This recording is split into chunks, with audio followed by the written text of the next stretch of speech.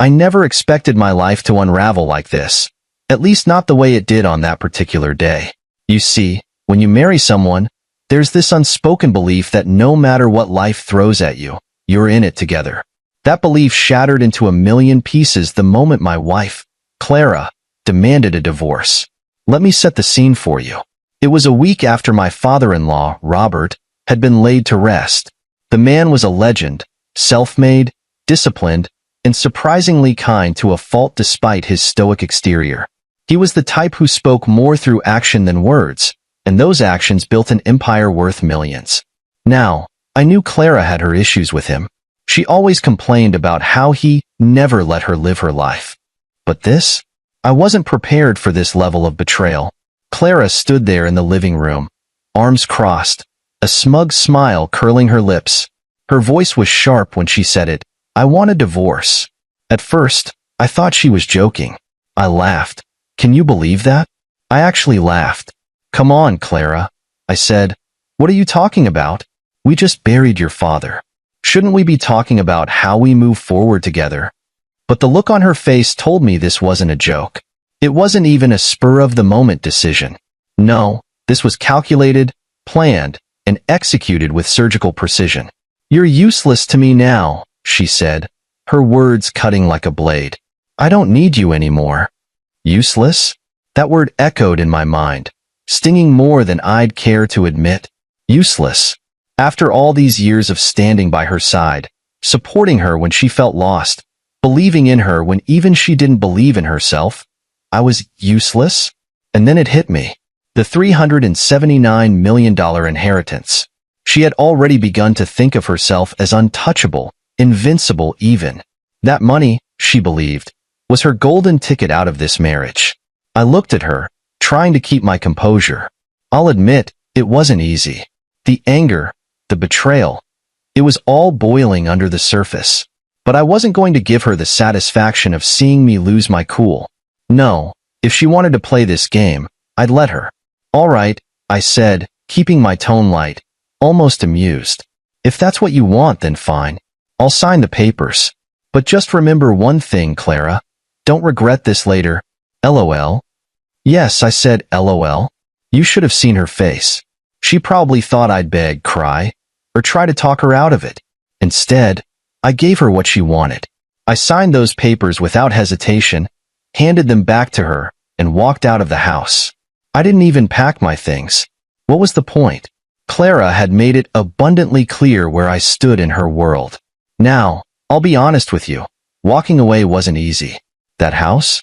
It wasn't just a building.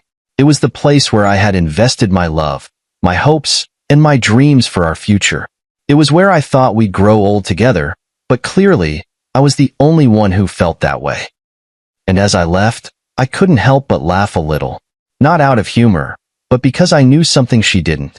Clara thought she had won, that she had all the cards in her hand. But what she didn't realize was that the deck she was holding wasn't even real. As I walked down the street, I thought about Robert. The man had always been a step ahead of everyone, and I had a feeling this time wouldn't be any different. There was no way he'd hand over $379 million to someone as reckless and entitled as Clara without putting safeguards in place. I didn't know the details yet, but I knew enough about Robert to trust that he had planned for this exact scenario.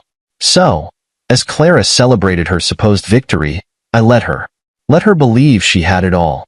Let her think she was free of me, of any responsibility, and on her way to a life of luxury. Because sooner or later, reality was going to hit her like a freight train. And when it did, I wasn't going to be there to pick up the pieces. No, this time, Clara was on her own. You'd think by now I'd have seen the cracks in the foundation of my marriage. But no. Hindsight is a cruel teacher, isn't it? Looking back, I realized the signs were always there. Little moments, subtle words, fleeting expressions that hinted at who Clara really was. I just didn't want to see it. Let me take you back to the beginning. When Clara and I first met, she had this charm, a magnetism that could draw anyone in. She was witty, elegant, and had a spark in her eyes that made you feel like the luckiest man alive if you caught her attention. And I fell for it, hook, line, and sinker. At the time, I was doing well for myself. I wasn't wealthy by any means, but I was comfortable. I had a solid job, a modest home, and a steady routine. Clara, on the other hand, was floundering. She was 30, unemployed, and still living off the occasional allowance her father sent her way. She tried a few things: freelance writing, some vague consulting work, even a short stint as a boutique manager, but nothing ever stuck. When we started dating, I didn't see her lack of ambition as a red flag. If anything, I saw it as an opportunity to support her, to help her find her footing. She had potential, I told myself. She just needed someone to believe in her. And for a while, it seemed like I was right. Clara was sweet, attentive, and seemed genuinely interested in building a life together. But there was one constant shadow in her life: her father, Robert. Robert was the polar opposite of Clara. He was disciplined, pragmatic, and incredibly successful. He had built his wealth from scratch, often working 16-hour days and making sacrifices Clara couldn't even begin to comprehend. And boy, did she resent him for it. "He never cared about me," she'd say, bitterness dripping from her words. "All he ever cared about was his stupid businesses. Even when I was a kid, it was always, Clara, be responsible. Clara, work hard. Clara, save your money." Like I'm some kind of investment instead of his daughter. I didn't know how to respond to that. From where I stood, Robert seemed like a good man. He might have been strict, but he cared. He sent her money when she needed it, gave her advice, even if she didn't want it, and made sure she was always taken care of. But Clara only saw it as control, and she hated him for it. Despite her complaints, Robert was a looming presence in our relationship. He had this way of making you feel both impressed and intimidated. The few times we met, he was polite, even warm, but I could tell he was sizing me up, evaluating whether I was good enough for his daughter. "Take care of her," he told me once. "She needs stability." I promised him I would. I meant it too. But I don't think even Robert knew how deep Clara's entitlement ran. After we got married, it became clear that Clara had no interest in contributing to our life together. I worked long hours to pay the bills while she spent her days shopping, meeting friends for lunch, and scrolling through social media. Every now and then, she'd talk about getting a job or starting a project, but nothing ever came of it. At first, I brushed it off. She's adjusting, I told myself. Marriage is a big change. She'll find her rhythm eventually. But as months turned into years, I realized that wasn't going to happen. Still, I held on. I loved her, and I believed in us. I thought if I just gave her enough time and support, she'd figure things out. But deep down, I think I always knew the truth. Clara didn't want a partnership. She wanted a free ride. Things got worse as her resentment toward Robert grew. She'd complain endlessly about how he was hoarding wealth while she struggled to enjoy life. Never mind that she wasn't struggling, at least not financially. Between the allowance Robert still sent her and my steady income, Clara had everything she needed. But it was never enough. She'd talk about how things would change once Robert was gone. "He thinks he can control me with money," she'd say. "But when he's gone, I'll finally be free." It made me uneasy, hearing her talk like that. I chalked it up to frustration, but looking back, it was something more. Clara wasn't just waiting for her father to pass away. She was banking on it. I should have seen the warning signs then. The entitlement, the bitterness, the way she always blamed other people for her problems. It was all there, plain as day. But I ignored it, convinced that love was enough to make everything work. And so, I kept working, kept supporting her, kept believing in a future that, as it turns out, was never meant to be. You know, there's a specific kind of arrogance that money brings out in certain people, the kind that isn't even rooted in actual possession, but in the mere belief that the money is theirs. That was Clara after Robert's funeral. She acted like she'd already won the lottery, and in her mind, I was just the extra baggage she needed to unload before starting her real life. The change in her demeanor was instant. I mean, we were barely back from the funeral when Clara started planning her lavish future. It wasn't grief that filled the room those days. It was entitlement, pure and simple. She'd walk around the house with this air of self-importance, already talking about renovations, new cars, and vacations. "Once the estate clears, I'm hiring an interior designer, she said one evening, scrolling through photos of luxury villas on her phone. This house has so much potential, don't you think? The irony wasn't lost on me. This was the same woman who spent years complaining about how small and boring our house was. But now that she thought she was rich, it was suddenly a diamond in the rough. At first, I stayed quiet, letting her talk. Maybe it was morbid curiosity, watching her weave these elaborate dreams without a single clue about what was actually waiting for her. She'd flip through catalogs, muttering about marble countertops and crystal chandeliers, all while completely ignoring the fact that our marriage was falling apart right in front of her. And then it happened. The conversation that shattered whatever was left of our fragile relationship. We were sitting in the living room when Clara, without any preamble, dropped the bombshell. I think it's time we go our separate ways. I blinked, genuinely confused. Separate ways? What are you talking about? I want a divorce, she said, her tone so casual you'd think she was asking me to pass the salt. I leaned back, trying to process her words. Why? Why now? Clara sighed, as though the mere act of explaining herself was an inconvenience. Look, James, let's not make this harder than it has to be. I've been thinking about this for a while. Well, I don't need you anymore. You've been great, but let's be honest. You're not exactly indispensable. Indispensable. That word hit me like a punch to the gut. For years, I had been her rock. I paid the bills, cooked the meals, and cleaned up the messes, both literal and metaphorical.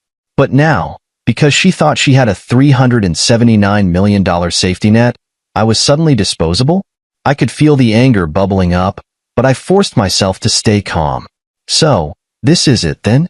You think a pile of money is going to solve all your problems? Her eyes narrowed, and her voice took on a sharp edge.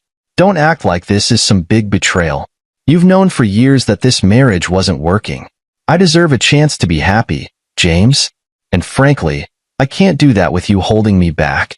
Holding her back. That was rich coming from someone who had done absolutely nothing to support herself in all the years we'd been together. But I wasn't going to argue with her. Not anymore. All right, I said, keeping my tone even.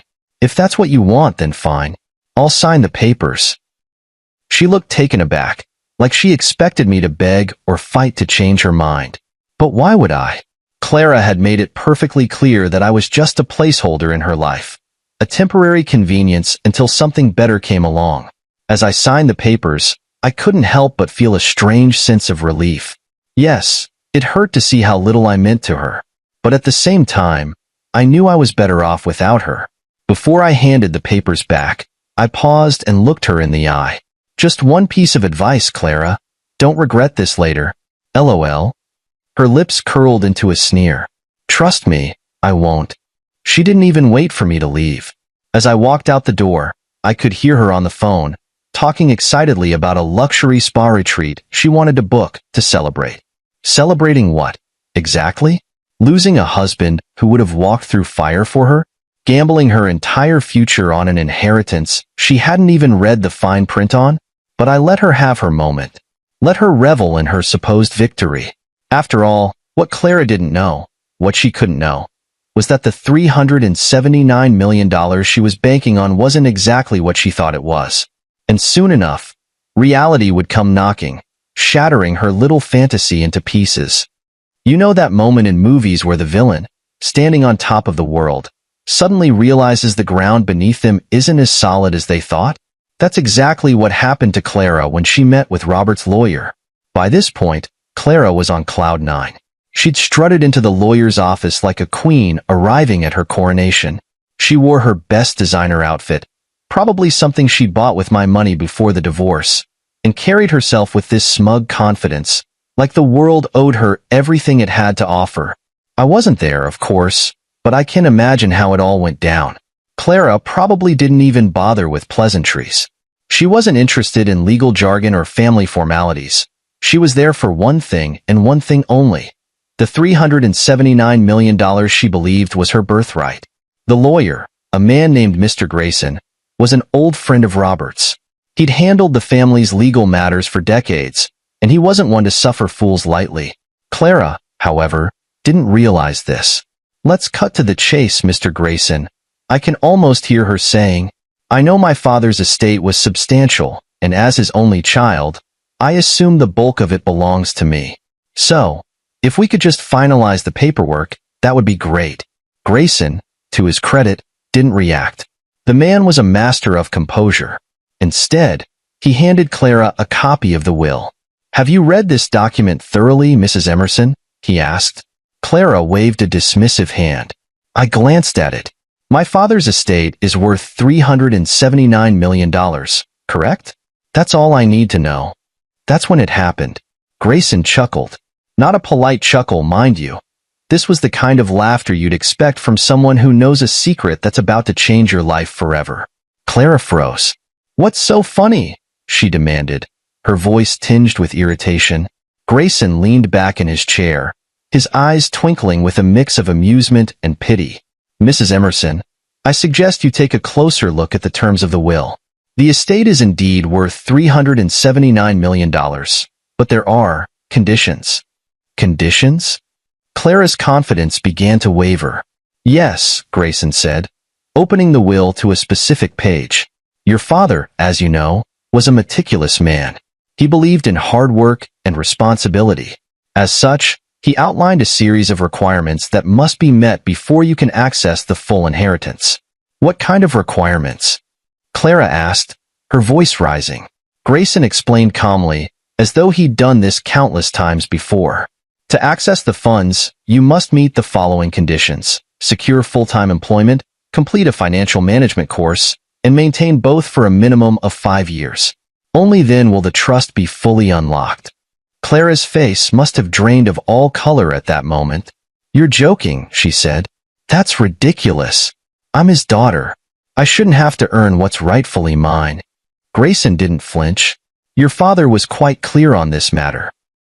He believed it was important for you to develop the skills necessary to manage such a large sum of money. He wanted to ensure you wouldn't squander it. The room must have gone silent then, save for Clara's shallow breathing. All her grand plans, renovations, vacations, luxury cars, were slipping through her fingers like sand.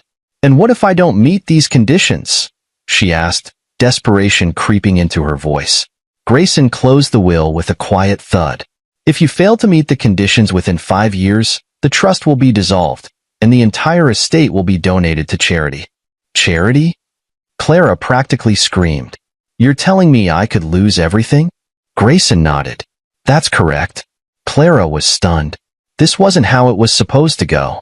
In her mind, the inheritance was hers, no strings attached. The idea that she'd have to work for it, after years of avoiding any real responsibility, was unthinkable.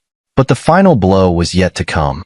Grayson leaned forward, his expression softening just slightly. There's one more thing, he said. Your father also allocated a portion of the estate, 20%, to be exact, to James. If Clara was pale before, she was now as white as a sheet. James? My ex-husband? Why would he get anything? Your father appreciated James' care and respect, particularly during his final years, Grayson explained. He believed James demonstrated the values he hoped to see in you. Clara couldn't speak.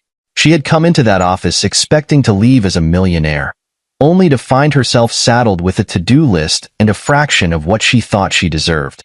As for James, well, that's me. I wasn't surprised when Grayson called to let me know about the 20%.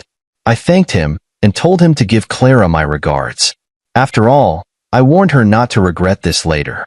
I have to admit, when I got the call from Mr. Grayson, Robert's lawyer, I already had a pretty good idea of what had happened in his office.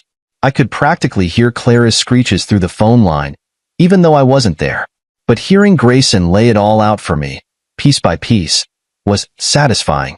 Not because I enjoy seeing people suffer, okay, maybe a little, but because it was the ultimate validation. Everything Robert had said, everything Clara had ignored, was coming back to bite her. Let's rewind for a moment. Robert wasn't just a businessman. He was a strategist. The man didn't leave anything to chance, especially not his $379 million estate. He once told me over a cup of coffee, James, money is like fire. It can warm you if you respect it, or it can burn you if you don't.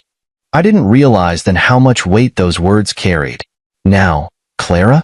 She treated money like it was her birthright, not something she had to earn or respect. She assumed her inheritance was a golden parachute that would whisk her away to a life of luxury without effort. And that's where Robert's brilliance shone through. He didn't just leave her $379 million. He left her a challenge, and a brutal one at that. Grayson explained the details to me during our call. Your ex-wife didn't read the will, did she? He asked, amusement dripping from his tone. Not a chance, I replied. She probably skimmed the first page and assumed she hit the jackpot. Grayson chuckled. Well, she's in for a rude awakening. The trust fund is locked until she meets the conditions outlined by your father-in-law. Full-time employment, financial management training, and maintaining both for 5 years. I let out a low whistle. 5 years? That's going to feel like 5 decades for Clara. Exactly, Grayson said. Robert believed that wealth without discipline is a recipe for disaster. He wanted her to understand the value of hard work and responsibility before gaining access to such a significant amount of money. It was genius, really. Robert knew his daughter better than anyone, and he'd crafted a plan that would either force her to grow up or ensure his money went somewhere it could do real good, charity. But Grayson wasn't done. There's one more thing you should know, he said. Oh? What's that? Robert left you a portion of the estate as well. 20%, to be exact. I almost dropped the phone. 20%? Are you serious? Quite serious. Robert valued the respect and care you showed him, especially in his final years. He wanted to ensure you were recognized for that. I didn't know what to say. On one hand, I was grateful. On the other, I couldn't help but feel a pang of guilt. This wasn't my money, it was Robert's legacy. But then again, he'd made his wishes clear, and I wasn't about to argue with a dead man's wisdom. As I processed this information, my mind wandered to Clara. She must have been losing her mind. For her, the conditions of the trust fund weren't just inconvenient, they were catastrophic. Clara had spent her entire life avoiding responsibility. Now, if she wanted access to the fortune she'd been banking on, she'd have to do the one thing she despised, work. And that wasn't all. The fact that I, her useless ex-husband, had been granted 20% of the estate was the ultimate insult. Robert might as well have reached out from the grave and said, "Grow up, Clara. Learn from someone who understands the value of hard work." I couldn't help but chuckle at the irony. Clara had spent years complaining about Robert's strictness, calling him stingy and controlling. But in the end, his discipline was what made him successful, and his wisdom ensured his wealth wouldn't be squandered. Now, here's the kicker. The trust fund wasn't just a lesson for Clara. It was a testament to Robert's character, his belief in accountability, and his refusal to let his fortune ruin the people he cared about. I hung up the phone feeling a strange mix of vindication and closure. Clara had always seen Robert as an obstacle, someone who stood between her and the life she thought she deserved. But now, she was facing the harsh reality that he was the only one who truly understood her potential, and the only one who was willing to push her toward it. As for me, I wasn't going to gloat. Okay, maybe I'd enjoy the thought of her trying to figure out how to hold down a job for 5 years. But mostly, I felt free. Free from Clara's entitlement, free from her constant criticism, and free to move on with my life. And the $40,000 I'd eventually receive from Robert's will? That wasn't just money, it was a reminder. A reminder that integrity, respect, and hard work matter. I'll admit, part of me wished I could have been a fly on the wall when the truth hit Clara like a freight train. The Clara I knew didn't handle disappointment well. She had always been someone who avoided responsibility and thrived on entitlement, and now she was facing a reality she couldn't manipulate her way out of. After learning about the conditions in Robert's will, Clara's world must have felt like it was collapsing around her. I could imagine her sitting across from Mr. Grayson, her face pale, her hands shaking, and her voice rising in that panicked tone she used whenever things didn't go her way. "What do you mean I have to work? That's absurd." I can hear her saying, "I'm his daughter. That money belongs to me." Grayson, ever calm and professional, likely responded with something like, "Mrs. Emerson, your father made his intentions very clear. He wanted to ensure his wealth would be used responsibly. These conditions are non-negotiable. For someone like Clara, who had spent her life avoiding anything resembling hard work, this must have felt like a cruel joke. She had built up this fantasy in her head, a fantasy where she was free to indulge every whim without consequence. But now, that fantasy was crumbling, leaving her with nothing but frustration and regret. When Grayson revealed that I'd been given 20% of the estate, I could practically see Clara's blood boiling. The very idea that I, the useless ex-husband she had discarded without a second thought, was deemed worthy of her father's respect must have been unbearable for her. "What does he get 20% for?" she probably demanded. "He's not even part of this family anymore." Grayson, unbothered, likely reminded her of the respect I had shown Robert during his final years, a respect Clara herself had never given him. That must have stung. And the best part? She couldn't do a thing about it. The will was ironclad, meticulously crafted to prevent any legal challenges. Clara had no choice but to accept the terms, no matter how unfair they seemed to her. But the real blow came later, after the meeting. Clara's arrogance had been stripped away, leaving her with nothing but the harsh reality of her situation. She was jobless, divorced, and now faced with the daunting task of meeting the conditions of the trust fund. I'm sure she spent days pacing around the house, trying to figure out her next move. She probably thought about contesting the will, but deep down, she knew it was futile. Robert's lawyer would have anticipated every possible argument, and Clara didn't have the resources or the energy to fight a losing battle. At some point, regret must have started creeping in. Clara had burned every bridge she had, believing the $379 million would make her untouchable. Now, she was left with nothing but a list of conditions she wasn't remotely prepared to meet. And let's not forget the humiliation. Clara had spent years mocking Robert for his discipline, calling him stingy and out of touch. Now, she was being forced to embrace the very values she had spent her life rejecting. It was poetic justice, really. I imagine Clara sat alone in that big house, staring at the trust fund paperwork, wondering how everything had gone so wrong. She probably thought back to our marriage, to the life we had built together, and realized that maybe, just maybe, she had underestimated me. Of course, she'd never admit it. Clara was too proud for that. But the signs of her regret were clear enough. The desperate texts she sent me, the half-hearted attempts to check in after the divorce, those were all the proof I needed. I didn't respond to her messages. What was the point? Clara had made her choice, and now she was living with the consequences. I'd be lying if I said I didn't feel a little satisfaction knowing she was finally experiencing what it meant to take responsibility for her actions. For once in her life, Clara was being held accountable, and there was no one left to bail her out. Meanwhile, I was moving forward, free from Clara's entitlement, free from her constant complaints, and free to rebuild my life on my own terms.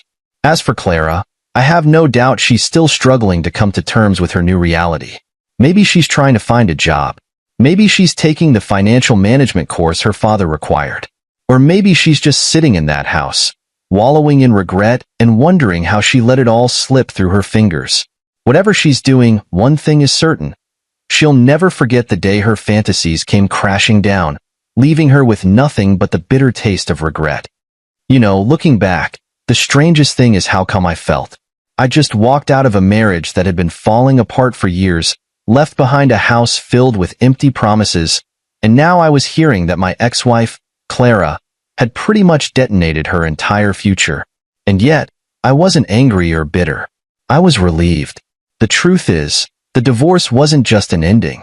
It was a beginning. For the first time in years, I wasn't weighed down by Clara's entitlement, her constant complaints, or her ever-growing list of unrealistic expectations. I was free to focus on myself, on what I wanted, without having to clean up someone else's mess. But let's rewind a bit. After I heard from Mr. Grayson about the will, I couldn't help but reflect on everything that had led up to this point. Robert, my late father-in-law, had always been a man of discipline and principle. He didn't throw money around or indulge in unnecessary luxuries, and while Clara saw that as stinginess, I saw it as wisdom. Robert once told me, "James, People who inherit wealth without earning it never respect it. It's like handing them fire. They'll either let it go out or burn themselves with it.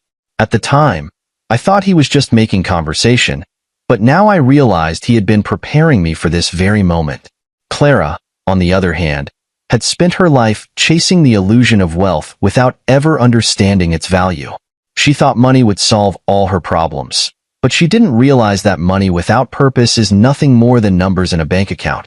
The irony wasn't lost on me. Clara had mocked me for years, calling me boring and unambitious because I believed in working hard and living within my means. And yet, here I was, holding steady, while she was flailing in the aftermath of her own arrogance. I wasn't gloating, okay, maybe I was a little, but mostly, I felt validated. All the years I spent trying to support Clara, to encourage her to take responsibility for her life, weren't wasted after all. Robert had seen what I saw in her, and he'd put safeguards in place to make sure his legacy wasn't squandered. And then there was the 20% inheritance Robert left me. At first, I didn't know how to feel about it. Part of me thought I didn't deserve it. After all, it was Robert's money, not mine. But another part of me realized it wasn't just about the money. It was about the respect Robert had for me, for the way I treated him and his values. That inheritance wasn't just a financial gift. It was a recognition of the bond we had shared. I decided to use the money wisely. I wasn't going to blow it on flashy cars or expensive vacations. Instead, I invested it in my future. I put some of it into my savings, used a portion to start my own business, and donated a chunk to a charity Robert had supported in his lifetime. It felt like the right thing to do, like a way to honor his memory. As for Clara, well, I heard bits and pieces about her life through mutual acquaintances. She wasn't doing great, to put it mildly. The conditions of the trust fund were proving to be more than she could handle.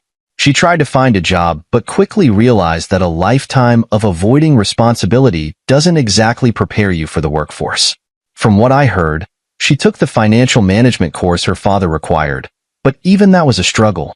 Clara had never been one for discipline, and trying to force herself into a structured environment was like trying to fit a square peg into a round hole. And yet, I couldn't bring myself to feel sorry for her. She'd made her choices, and now she was living with the consequences. The same arrogance that had driven her to demand a divorce was now the very thing holding her back. Meanwhile, I was thriving. Free from Clara's constant negativity, I found myself with a renewed sense of purpose. My career took off, my business began to grow, and I even reconnected with old friends who drifted away during the chaos of my marriage. For the first time in years, I felt like myself again. And you know what the best part was? The quiet. No more arguments, no more passive-aggressive comments, no more walking on eggshells to avoid triggering one of Clara's tantrums. Just peace. Occasionally, I'd think about Robert and the lessons he'd taught me, not just through his words, but through his actions. He'd shown me the importance of discipline, integrity, and respect, and those lessons had become the foundation of my new life. So, while Clara was busy trying to figure out how to meet the trust fund's conditions, I was busy building something real, something meaningful. And for the first time in a long time, I felt like I was exactly where I was meant to be. It didn't take long for Clara's downfall to begin. Honestly, I'd be lying if I said I didn't see it coming. You can't spend your entire life coasting on other people's efforts and expect to suddenly succeed when the safety net disappears. The conditions of Robert's will were like a reality check she never wanted but desperately needed. From what I heard, her first challenge was finding a job. For someone who had never held a stable position in her life, this was a monumental task. Clara, the same woman who once sneered at my 9-to-5 job as unimaginative, was now scouring job boards and sending out resumes. The irony was almost poetic, but her arrogance, even in the face of adversity, made things worse. Instead of humbling herself and starting small, Clara aimed for positions she had no qualifications for: executive roles, senior management, anything that sounded prestigious. When the inevitable rejection emails came flooding in, she was baffled. "What do they mean I'm not qualified?" she probably muttered, glaring at her laptop screen. "I'm Robert Emerson's daughter." The entitlement that had been her shield all her life was now her biggest obstacle. Employers weren't interested in her family name. They wanted experience, skills, and a strong work ethic, none of which Clara possessed. Eventually, she lowered her expectations and applied for entry-level positions, but even those were a struggle. She lacked the basic discipline required to succeed in any role. Clara wasn't used to taking orders or following through on tasks. She'd spent her life delegating, avoiding, and blaming others when things went wrong. Then came the financial management course, another condition of the trust fund. I heard through the grapevine that Clara approached it with the same disdain she had for work. To her, it was just another hoop to jump through, a box to check so she could get her hands on the money. But the course wasn't just about showing up. It required effort, focus, and an understanding of concepts she had no interest in learning. She failed the first module, and the second, and the third. Each failure chipped away at the confidence she had once worn like armor.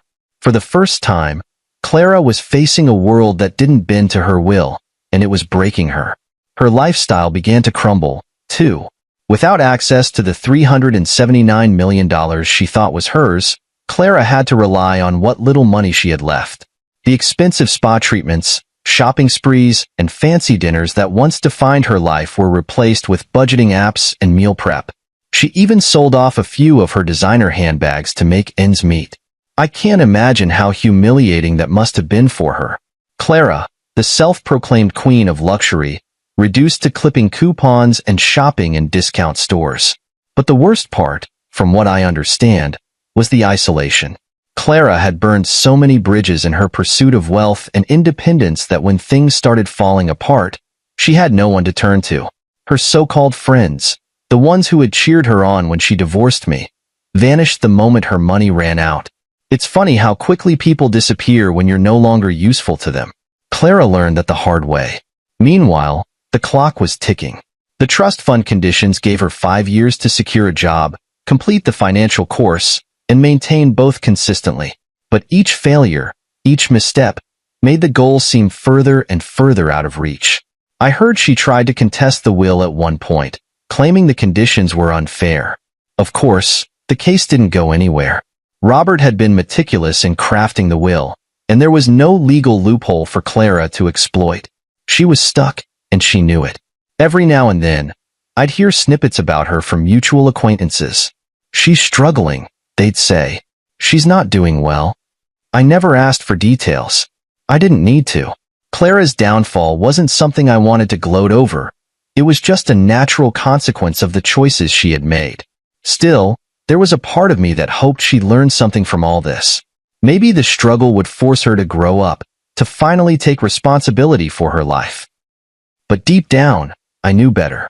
Clara had spent so long blaming everyone else for her problems that I doubted she even knew how to look in the mirror and see the truth. By the end of the first year, the cracks in her life were fully exposed. She was jobless, broke, and alone, clinging to the faint hope that she might somehow turn things around before the 5-year deadline. But if you ask me, the real tragedy wasn't that Clara had failed to meet the conditions of the trust fund. It was that she had failed to see the opportunity in front of her. Robert's will wasn't just about money. It was about growth, responsibility, and redemption. It was a chance for Clara to prove to herself and to the world that she was more than just a spoiled, entitled heiress. Unfortunately, Clara wasn't ready to take that chance. And by the time she realized it, it was already too late. While Clara was stumbling through the wreckage of her life, I was finally starting to rebuild mine. Walking away from her and that toxic marriage had been the best decision I'd ever made. It was as though a weight had been lifted, and I could finally see the path ahead of me clearly. Robert's unexpected 20% inheritance gave me a sense of security I hadn't felt in years. It wasn't the amount that mattered, it was what it symbolized. Robert's acknowledgement of my efforts and values meant more than any dollar figure, and I wasn't going to squander it. I invested wisely, putting some of the money into starting my own consulting business. It wasn't flashy, but it was something I had always wanted to do. I spent years honing my skills in sales and management, and now I was finally working for myself. Watching my business grow was deeply fulfilling in a way I hadn't experienced in a long time. My personal life blossomed, too. Without Clara's negativity dragging me down, I found myself reconnecting with old friends and forming new relationships. For the first time in years, I felt like I could breathe, like I was living, not just surviving. Meanwhile, Clara's life continued to spiral. She had exhausted her options. The trust fund's conditions proved insurmountable, and each failure seemed to tighten the noose around her aspirations. By the end of the second year, her attempts to secure a job had dwindled to nothing. Employers didn't want someone with no experience and an entitled attitude, and Clara wasn't willing to start at the bottom. The financial management course? That was a disaster, too. Clara's disdain for discipline meant she never took it seriously, and she failed multiple times before finally giving up. The countdown to the 5-year deadline was moving faster than she realized, and with every passing day, her chances of accessing the trust fund faded further into the distance. By year 3, her financial situation had deteriorated significantly.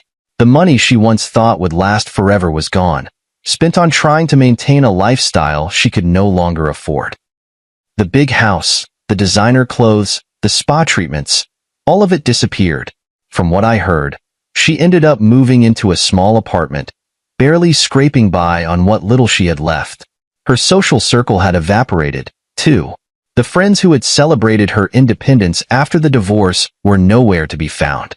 It turns out they weren't interested in Clara without the promise of lavish dinners and shopping trips. Alone and isolated, she had no one to turn to.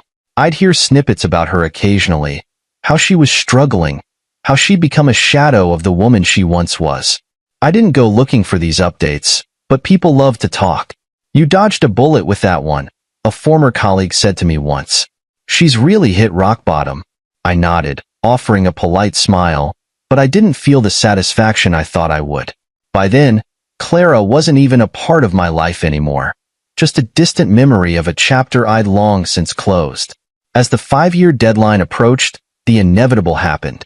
Clara failed to meet the conditions of the trust, and the $379 million was forfeited. The money went to charity, just as Robert had planned. Clara, the woman who had built her life on the assumption that wealth would always be within her grasp, was left with nothing. I imagine that moment must have been crushing for her. All the dreams she'd had, all the plans she'd made, gone in an instant. She'd spent years blaming others for her problems, but now there was no one left to blame. As for me, life was good. My business was thriving, and I had found a sense of purpose that had been missing for years. The lessons I learned from Robert about discipline, respect, and the value of hard work had become the foundation of my success. One day, I received a letter. It was from Clara. The handwriting was shaky, almost unrecognizable, but the message was clear. She was asking for help, not money, but advice. "I don't know what to do anymore," she wrote. "I've made so many mistakes. I don't expect you to forgive me, but I don't know who else to turn to." I stared at the letter for a long time before putting it away. Clara had burned every bridge, including ours. I wasn't angry at her anymore. I'd moved past that, but I wasn't going to step back into her chaos. The truth is, Clara's downfall wasn't about the money or the trust fund. It was about her refusal to take responsibility for her life. She had every opportunity to grow, to change, to build something meaningful, but she chose to cling to her entitlement instead. And me? I chose to move forward. I rented a modest condo, invested my inheritance wisely, and focused on building a life I could be proud of. The $40,000 I received from Robert's estate remains untouched in my account, a reminder of the man who taught me that wealth is meaningless without integrity. Clara may have turned pale when she heard the truth about the will, but I walked away with something far more valuable: freedom.